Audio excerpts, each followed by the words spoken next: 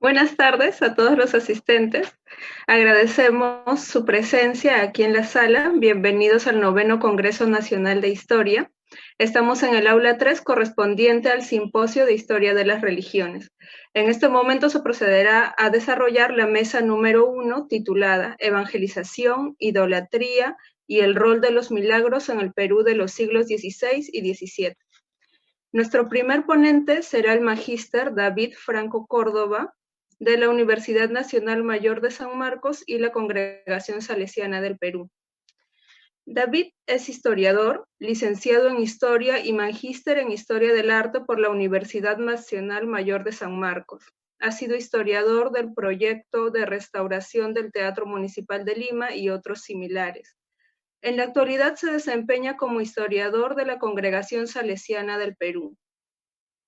Entre sus libros publicados figuran La Basílica de María Auxiliadora, cronología 1916-2016, La cripta del Perpetuo Sufragio, un siglo de arquitectura y arte funerario en Lima, 1917-2017, y la compilación El Inca Garcilaso, 400 años. Como parte de sus proyectos de investigación, viene elaborando la historia de las hijas de María Auxiliadora en el Perú y la organización del archivo de la Congregación Salesiana. Hoy nos presenta su ponencia titulada La conquista del Perú anunciada en las Sagradas Escrituras, los franciscanos de Lima y la descensión de la Virgen María en el Cusco, de 1631 a 1651. Le damos el pase a David. Bien, muchas gracias Betsalí por la presentación y muchas gracias a todos los que nos acompañan en esta mesa inaugural del Simposio de Historia de las Religiones, uno de los varios simposios que componen este 9º Congreso Nacional de Historia organizado por la Universidad Nacional Mayor de San Marcos. En esta oportunidad vengo a presentarles la ponencia titulada La conquista del Perú anunciada en las Sagradas Escrituras, los franciscanos de Lima y la descensión de la Virgen María en el Cusco. Esta ponencia pretende ser una actualización o un énfasis a un punto muy particular de la investigación que inicié hace algunos años en torno a estos milagros famosos de la conquista y el virreinato, que fueron motivo de mi tesis de licenciatura ya hace una década, ¿no? Entonces, actualmente vengo revisitando el tema y estoy haciendo la ampliación de uno de los puntos que en aquel momento toqué de una manera muy somera y hoy día estoy realizando su profundización, que tiene que ver con la adopción de estos milagros por parte de los franciscanos en el siglo XVII.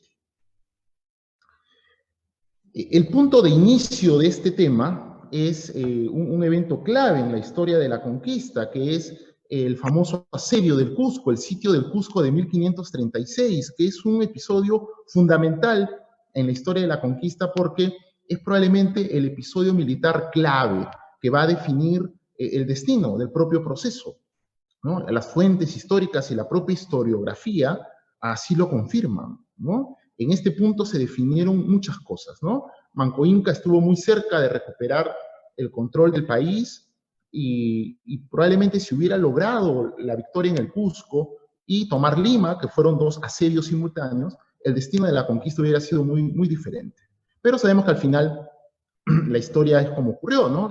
Los asedios fracasaron, Manco Inca no tuvo éxito y la conquista obtuvo el ritmo y el recorrido que ya es por todos conocido, ¿no? Entonces, este evento clave obviamente adquirió un protagonismo en los textos de los autores de los siglos XVI y XVII, así como de los siglos posteriores, ¿no? Entonces, Garcilaso, Gómez Poma y los cronistas previos, así como posteriores, le dieron pues la importancia que ameritaba. Sin embargo, este episodio en los relatos aparece acompañado de algunos sucesos sobrenaturales. La versión más famosa de estos sucesos sobrenaturales ocurridos durante el asedio al Cusco por parte de las tropas de Manco Inca, que querían retomar la ciudad que estaba en manos de los Pizarro y de los españoles, Señala en este relato Garcilaso que en medio de la batalla, en medio del fragor digamos, del combate y los españoles viéndose en una situación ya prácticamente de derrota, imploraron la ayuda celestial y apareció en el cielo el apóstol Santiago, el patrón de España, que obviamente no solamente apareció, sino que jugó un rol en la victoria española en aquel momento. Y también aparece la Virgen María, que de la misma manera termina inclinando la balanza en favor de la victoria de los españoles. Ese es el relato que da el Inca Garcilaso, y Garcilaso, pues con la fama como autor que tuvo, tanto en el Perú como en prácticamente todo Occidente, en el siglo XVII y en adelante, difundió esta versión que después fue muy acogida por la literatura peruana y peruanista de esos años y, como les digo, hasta el día de hoy, ¿no? Pero Garcilaso no fue el único. También Guamán Poma de Ayala, en su nueva Crónica y Buen Gobierno, en el relato que hace del alzamiento de Manco Inca, también menciona la aparición del apóstol Santiago y la Virgen María en ese suceso. Y también Guamán Poma atribuye a estas apariciones la victoria de los españoles y la derrota de los incas. Inclusive Guamán Poma de Ayala, cuya nueva crónica se escribe hacia 1615, el texto de Garcilaso se publica póstumamente en 1617, recordemos que Garcilaso muere en 1616. Entonces, Guamán Poma, que está en este contexto, no solamente describe los milagros, no solamente atribuye la victoria a la aparición de la Virgen y el apóstol Santiago sobre el cielo del Cusco, sino que además los dibuja, los recrea. Entonces aquí tenemos, por ejemplo, esta lámina muy conocida, donde aparece justamente, ahí dice milagro, ¿no? Milagro de Santiago, el mayor apóstol de Jesucristo, ¿no? Y él lo representa justamente con armadura de soldado español sobre un soldado inca. Y así como representa este milagro, también representa la aparición de la Virgen María en el mismo suceso. ¿Cuándo ocurrió este episodio del asedio del Cusco? Bueno, no sé si lo mencioné al inicio, mayo de 1536. Estos textos se escribieron mucho después, se escribieron, bueno, estamos hablando de 8 décadas después, ¿no? 8 décadas después. Pero, digamos, sobre todo el texto de Garcilaso ayudó a su difusión, porque recordemos que el de Guamán Poma probablemente tuvo una circulación limitada, y recién se descubre en el siglo XX, ¿no? Y a partir de ahí han venido las ediciones impresas. En cambio, Garcilaso sí tuvo una difusión masiva en el siglo XVII en adelante, ¿no? Entonces él lo menciona en la Historia General del Perú, que es la segunda parte de los comentarios reales. Entonces,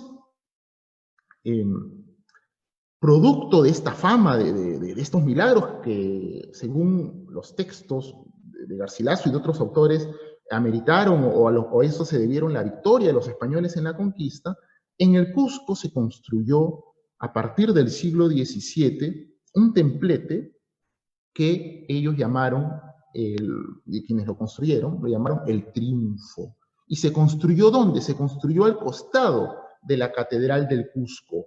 ¿Y por qué ahí? Porque según la tradición, ese había sido el lugar donde había tenido lugar, perdón, disculpen la redundancia, el lugar donde habían ocurrido las apariciones, donde habían ocurrido estos milagros, ¿no? Un templete, una cúpula con 4 columnas, ¿no? Cerrado por un muro perimetral.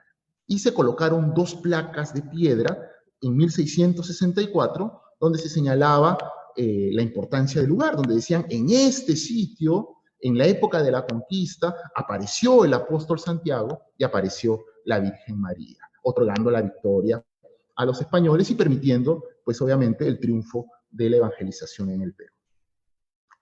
Este templete después fue completado, fue cerrado y ya convertido en un templo con todas sus características en el siglo XVIII, en 1733, y se le llamó justamente la Iglesia del Triunfo. ¿Por qué el Triunfo? Porque en ese lugar había ocurrido pues estos sucesos que ameritaron la victoria definitiva de los españoles. Y bueno, estos hechos obviamente con esta construcción de este templo, adquirieron un vuelo importante en la cultura popular de esos años. El arte virreinal cusqueño lo ha representado de una manera masiva. Este es un lienzo que está en la propia iglesia del Triunfo en el Cusco, que representa la aparición de la Virgen María durante la conquista española, y sobre este lugar que se llamaba, según Garcilaso, el Sunturhuasi, ¿no? Entonces aparece la descensión de la Virgen, permitiendo pues la victoria de los españoles.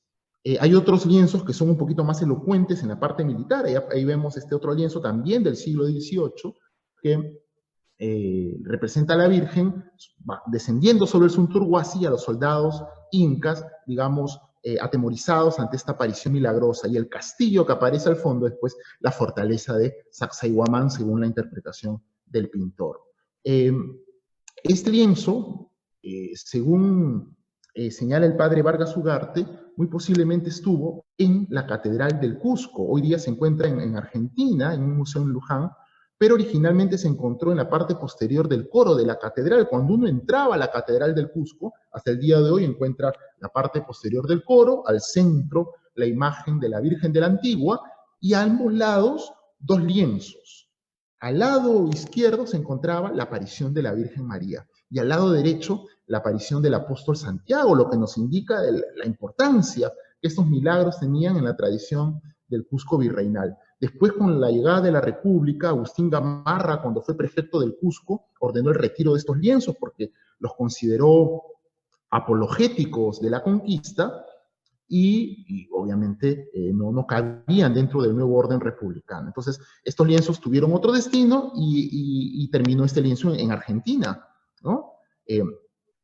Y bueno, acá claramente la representación es más elocuente. Otro lienzo también del siglo XVIII, ¿no? Muy similar al anterior, con la misma estructura, el mismo esquema, la Virgen descendiendo en el Sunturhuasi. Este es otro lienzo que se encuentra en un pueblito cerca al Cusco llamado Pujiura, y bueno, el templo suele estar cerrado, ¿no? Con motivo de la investigación pude ingresar y bueno, pude tomar algunas fotografías, ¿no? Que no eran muy buenas porque, bueno, por el ángulo de la luz, la mejor que conseguí fue esta de una revista cusqueña, la revista del Archivo Regional, ¿no? Y este es otro, también del siglo XVIII, que nos muestra la descensión. Este es un relieve que se encuentra en la iglesia de Santa Clara con el mismo tópico, con la misma temática. Así como hemos visto los lienzos y obras de arte referentes a la aparición de la Virgen, también tenemos del apóstol Santiago. Tenemos ahí el lienzo de Pujiura, recientemente restaurado, ¿no? Donde se ve la aparición del apóstol frente al ejército incaico en 1536. Otro lienzo, también alusivo a lo mismo, al fondo Sacsayhuamán, y bueno, debajo los soldados, que bueno, son representados ya no propiamente como incas, sino ya con otras características. Acá sí la representación de los soldados de Manco Inca es clara. Este lienzo se encuentra en uno de los altares laterales de la Catedral de Cusco, ¿ya? Y ahí claramente se aprecia bueno, el hecho histórico al cual remite. Este otro lienzo también se encuentra en el Cusco, y en el Museo Histórico Regional de aquella ciudad. Entonces, a partir de estas obras de arte podemos comprender la enorme fama que adquirieron estos milagros, y no solo en el Perú. Un indicador importante de cómo estos milagros traspasaron el océano, incluso llegaron a Europa, es esta obra de Pedro Calderón de la Barca, La Aurora en Copacabana, donde en uno de sus pasajes recrea un diálogo entre dos personajes imaginarios, literarios, y que hace referencia a la aparición de la Virgen María y al apóstol Santiago. Entonces, el propio Calderón de la Barca toma estos milagros y los presenta en este texto, que no es histórico, ciertamente, ¿no? Pero que es un indicador de la fama que adquieren estos milagros en la cultura popular peruana, americana y europea. Bueno, en la investigación que yo hice, intenté reconstruir un poco cómo fue cómo estos milagros van desarrollándose a lo largo de las distintas obras, la producción literaria de los siglos XVI y XVII, ¿no? Y pude identificar una serie de textos donde no solo se hace mención, sino es posible identificar una evolución. Y un dato que me llamó mucho la atención es que en los textos tempranos que hacen referencia al asedio del Cusco, al sitio del Cusco de 1536, es que en estos textos, muchos de ellos escritos por testigos, por personas que estuvieron ahí, por españoles que estuvieron asediados, que pudieron morir en caso de una victoria de los incas, ellos en sus crónicas no hacen referencia alguna a estos milagros. El texto más, digamos, importante de estas crónicas tempranas es la anónima relación del sitio del Cusco, que por su propio título sabemos de que se dedica exclusivamente a la descripción de este evento histórico. Está atribuido a un español que estuvo en ese momento en medio del asedio y, curiosamente, no se menciona los milagros. Más bien, a pesar del detalle que brinda a estos eventos, él más bien va a señalar una explicación natural, una explicación humana a la victoria de los españoles, ¿no? Alonso Enríquez de Guzmán, quien también estuvo presente en el sitio del Cusco, en su texto Libro de Vida y Costumbres, fechado hacia 1540, tampoco menciona ninguno de estos milagros, a pesar de que él era caballero del Orden de Santiago. Entonces pudo haber tenido pues un interés, una afinidad especial en mencionar algo así, ¿no? Pero nada, no hace mención a ninguna de estas apariciones. Y Pedro Pizarro, que también estuvo presente en su relación del descubrimiento y conquista del Perú, tampoco hace referencia a estas apariciones. El texto de Pedro Pizarro sí lo escribe mucho después, lo escribe casi 40 años después, pero Pedro Pizarro fue testigo, estuvo presente durante el asedio. Esto llama la atención porque la historiografía peruana había planteado de que, si bien los milagros pudieron no existir, ¿no? El único que señala que sí existieron fue el padre Rubén Vargas Ugarte, él sí dice que los milagros existieron, pero digamos otros autores, José Antonio del Busto, en fin, una serie de autores más, plantearon que, si bien los milagros no ocurrieron, los españoles creyeron ver al apóstol Santiago y a la Virgen María producto del temor. No, van a decir que fueron exacerbaciones producto del miedo, del pánico, de estar en una situación límite, ¿no? El riesgo de la vida y el riesgo de perder todo el proyecto que significaba la conquista del Perú, ¿no? Entonces, la versión convencional de la historiografía era que ellos creyeron ver, ¿no? Que los españoles, por su providencialismo, ¿no? Imaginaron, fue una fantasmagoría, ¿no? Pero así hubieran creído verlo, hubieran aparecido al menos esta fantasmagoría, esta visión en los textos tempranos, pero no hay ninguna mención al respecto.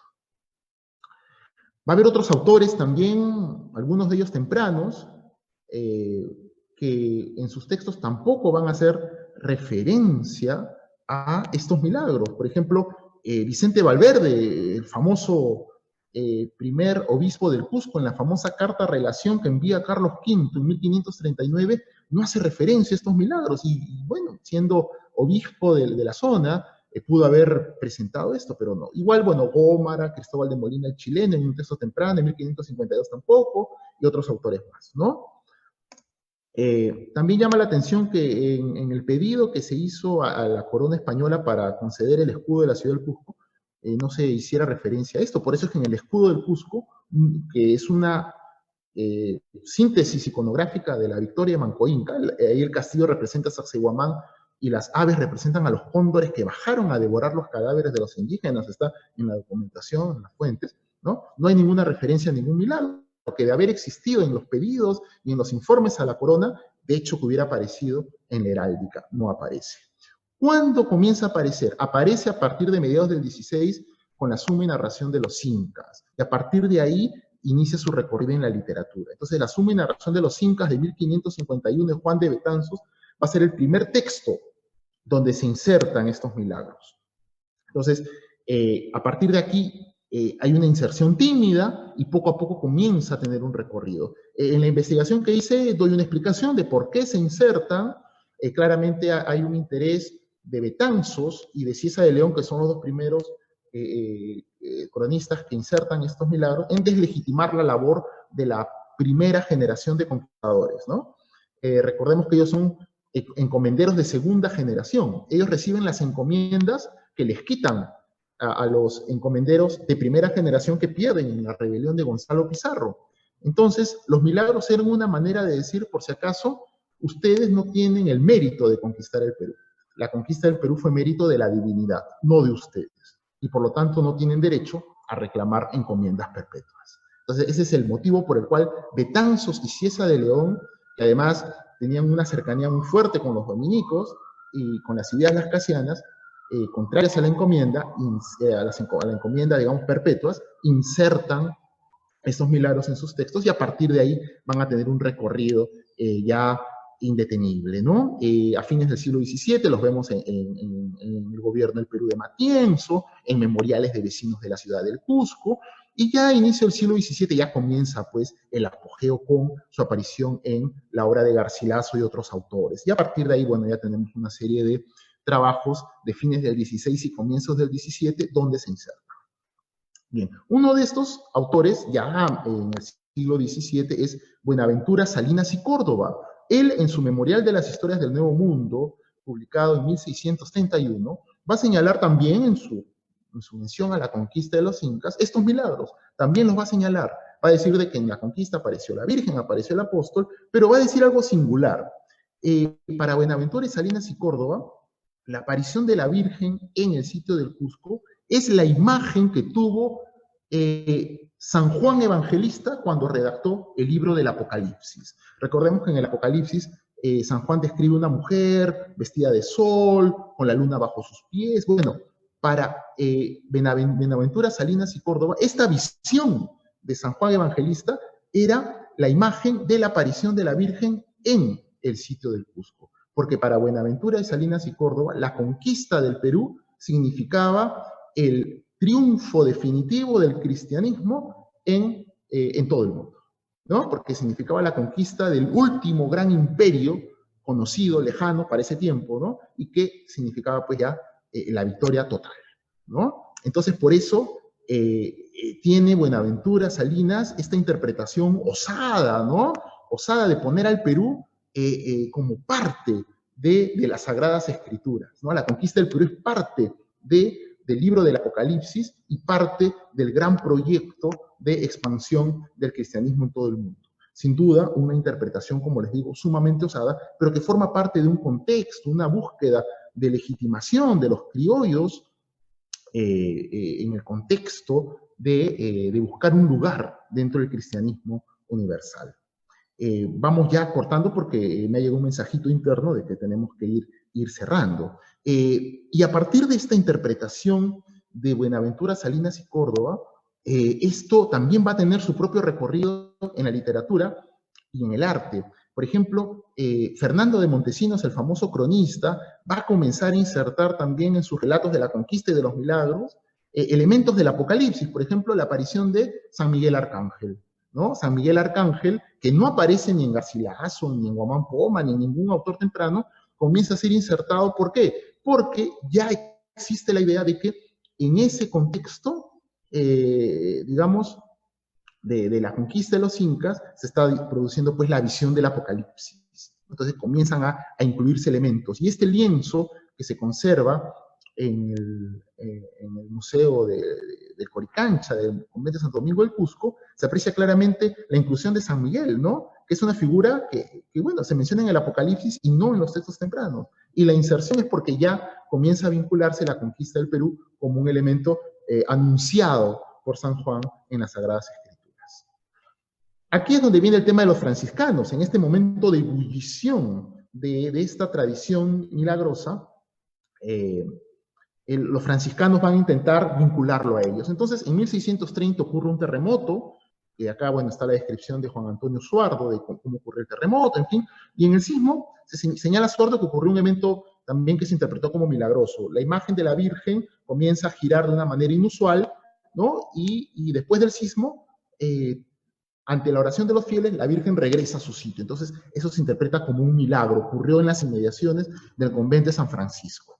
Entonces, Francisco de Chávez, un franciscano, 10 años después va a decir de que esa imagen que tuvo este comportamiento milagroso en el terremoto de Lima de 1630 era la misma imagen que protagonizó los milagros del Cusco de 1536. O sea, ¿qué está queriendo hacer acá Francisco de Chávez? Vincular, ¿no? Decir, los franciscanos somos los depositarios, los herederos de esta famosa tradición milagrosa que coloca al Perú en un sitio protagónico en la historia de la salvación.